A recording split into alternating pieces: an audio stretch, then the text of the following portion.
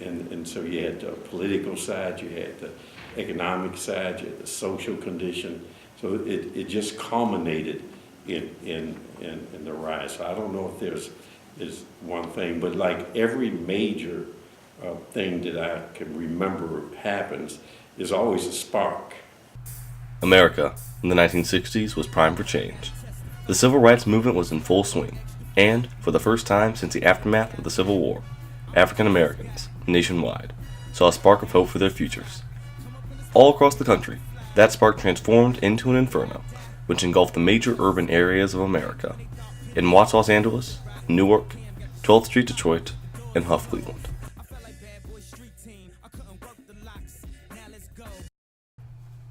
Beginning in the late 1940s, the Great Migration of African Americans from their southern homelands to the industrial urban centers of the North resulted in blacks believing that they had left oppression and racism behind in the South. However, blacks were disappointed when meeting a different form of discrimination in the North. While there were no official discriminatory laws in the North, such as the Jim Crow laws, racism still hampered the lives of blacks in the 1960s. One of my good friends, bus driver, this was later on, he got killed right over there in that park.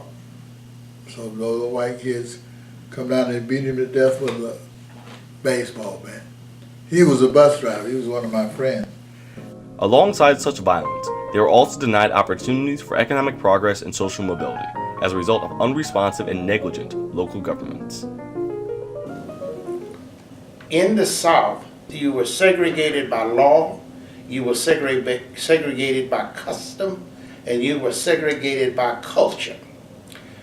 Whereas in the North, even though the laws were a little more lenient, individuals and different organizations really made sure that African Americans stayed in their place. Many white urban residents, observing the influx of these new blacks, sought to separate themselves from the poor refuse and moved en masse to the suburbs. This was exemplified in Hough, Cleveland, where the number of whites living in Hough decreased from approximately 18,000 in 1960 to 6,000 in 1965, a decrease of over 60%. Additionally, the number of persons living underneath the poverty level increased from roughly 17,000 in 1959 to 21,000 in 1964. Despite the passing of the Civil Rights Act in 1964 and Voting Rights Act in 1965, instances of racial violence still rock the nation. All of these riots were ignited on account of a relatively minor event, paving the way to violence. The Hough Riots began on Monday, July 18, 1966, when a bar owner posted a sign which read, "No water for niggers." Witnessing the sign, the black residents of Hough were whipped into a frenzy, which quickly spread over the whole of the district.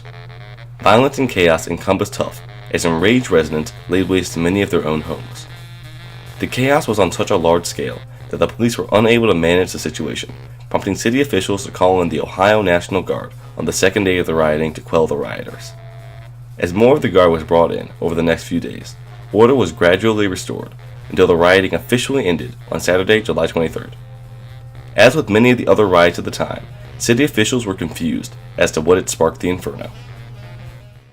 But the idea was that they turned within their own community and devastated their own community, particularly the business strips. And that's a phenomenon that happened in Watts, and it happened in many of the other riots, particularly those that came after the assassination of Dr. King. So they turned on their own community with an ironic twist of basically setting it back. Because they were frustrated by the condition of the community, and they made it much worse after that. The mayor of Cleveland at the time, Ralph Locker, promptly ordered the Cleveland grand jury to conduct an investigation into the causes of the riots. To the disappointment of many, the report, rather than blaming poor economic conditions, claimed that there was a, quote, outbreak of lawlessness and disorder, organized, precipitated, and exploited by a relatively small group of trained and disciplined professionals, some of whom are either members of or officers in the Communist Party.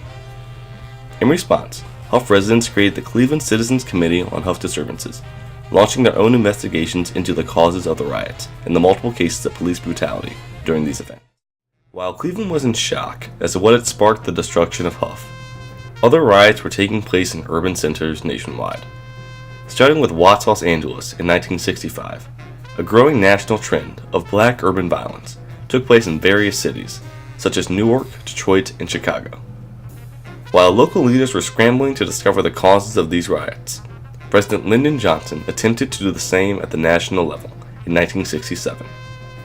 He appointed the National Advisory Commission on Civil Disorders, otherwise known as the Kerner Commission, to investigate the reasons for the riots of the 1960s and to propose solutions to prevent these from happening again. The commission identified common inequities such as unemployment, substandard housing, and subpar education, plaguing urban centers across the nation, including Hough. Blacks were 3 times more likely to have low-paying, unskilled jobs than whites, with the average black unemployment rate in 1965 around 12.3%. 40.6% of non-whites were living under the poverty line by 1966, compared to only 11.9% of whites. The Kerner Commission acknowledged abrasive police relations, low education, continued racism, and discriminatory economic practices against blacks. It recommended public and private sector integration of blacks into the workforce, expanded opportunities for higher education and work experience training, construction of decent housing outside the ghettos, and integration of blacks into the police force.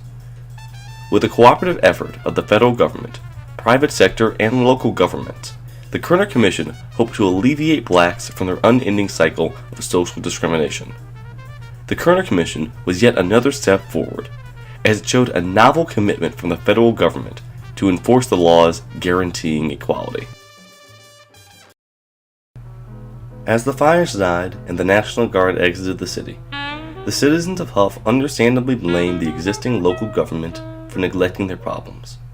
On account of this, Ohio legislator Carl B. Stokes became the first African American mayor of a major U.S. city.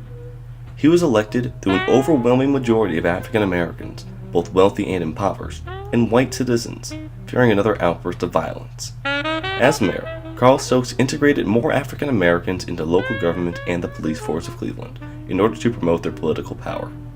However, Stokes was not successful on all fronts. In Glenville, another district of Cleveland, disgruntled blacks engaged in a shootout with police officers, which evolved into a second, although smaller, riot.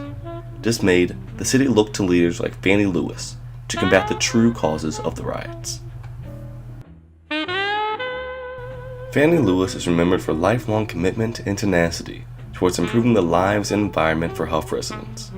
Most importantly, she, along with Stokes, supported the Urban Renewal Project, which was designed to develop the housing in the Hough area in order to attract middle-class people back into the district. Such efforts were made to improve the lives of all living in Hough, but on the whole, the project cannot be considered completed, as, even to this day, there are still areas of Hough that have not been improved since the riots. Councilwoman Lewis came in, and that was her life. She created a new Hough. She created a Hough that you know today. And whatever you see out there today in terms of institutions that have been like new libraries, daycares, and other kind of things, or new housing, and those kind of things, all that came under the vision and leadership of Councilwoman Lewis. While the riots had garnered national attention to the severe poverty of African American communities, they produced devastating immediate results for the residents. This begging the question, were the Hough riots worth it? Was the violence and destruction during the 1960s a necessary evil to put African American posterity into a better position? And to this day, we never forget Hough, and we still have scars even to today. Black politics grew, and we led in the nation of black empowerment because of Hough, and because of the reaction to it. The 60s marked the beginning of a new era, one where new standards of social acceptability were drawn. The contentious problems of neglect and underrepresentation of blacks, which had been ignored for decades in America, were finally combated across the country. As the government was finally held accountable for ensuring the rights of its citizens, efforts were made by people of all races, classes, and statuses to usher in the equality all men have been promised for almost 200 years.